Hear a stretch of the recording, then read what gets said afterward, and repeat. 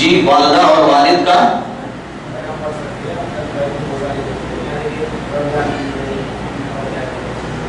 رمضان کی عید خاص کیوں ہے؟ تمام پوری دنیا کی عید میں ہر ایک دن انسان کا عید ہوتا ہے.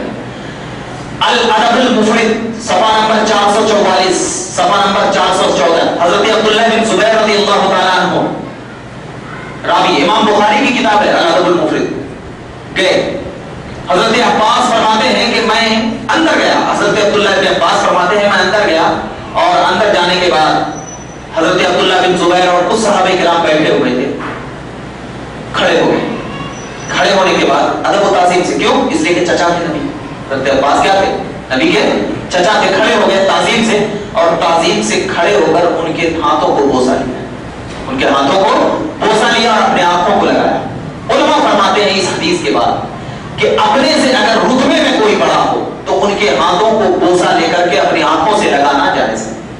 ہاتھوں سے لگانا کیا ہے؟ جائز ہے. اور الحمدللہ ماں باپ کا تو ادب قرآن نے بتایا لا تقل لهما اف ولا تنهرهما, کہ انہیں اف بھی نہ کہو, انہیں چھڑکو بھی نہیں. تو اگر کوئی شخص ان کے پیروں کو بوسہ لے رہا ہے کس بنیاد پر؟ الجنت تحت اقدام الامہات, جنت ماں کے قدموں کے تلے, ماں کے قدموں کے تلے ہے. نبی کریم کی بارگاہ میں ایک صحابی آئے, کہا یا رسول اللہ میری والدہ کا انتقال ہو گیا. ترمذی شریف کی حدیث ہے, میں نے اپنی والدہ کو دیکھا نہیں, کیا کروں کیا کروں؟ اللہ کے نبی نے کہا کہ اپنی والدہ کے قبر کے پائتابے میں, یعنی جس طرف پیر ہے وہاں پر جا کر بیٹھ جا, آنکھوں سے آنسو نکال, ان کے وسیلے سے دعا کر, تمہارے گناہ بخش دیے جائیں, تمہارے گناہ بخش دیے جائیں گے. مطلب کیا ہے؟ اگر نبی چاہتے تو سر کے پاس بھی بیٹھنے کے لیے کہتے, نبی چاہتے تو سینے کے پاس بھی بیٹھنے کے لیے کہتے. نہیں, انسان کو اوقات بتا رہے ہیں کہ تیرا سر تمہاری والدہ کے قدموں کے نیچے رہنا چاہیے, قدموں کے نیچے رہنا چاہیے. اور انسان جب اپنی والدہ کے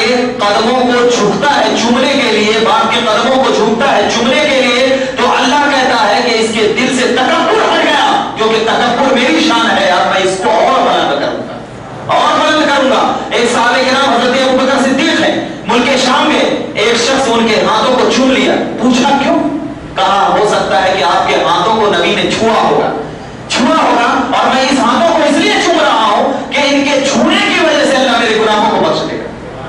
تو اسی لیے تو فرمایا گیا کہ والدہ کا بہت بڑا مقام ہے, آپ ان کے قدموں کو چوم سکتے ہیں. ہاں اتنا خیال رکھیں سجدہ نہ کریں, سجدہ نہ کریں, چاہے وہ والدہ ہو, چاہے وہ پیر ہو, چاہے وہ کوئی بھی ہو. یہاں تک کہ انبیاء کرام کو بھی سجدہ کرنا حرام ہے, اولیاء کرام کو بھی سجدہ کرنا.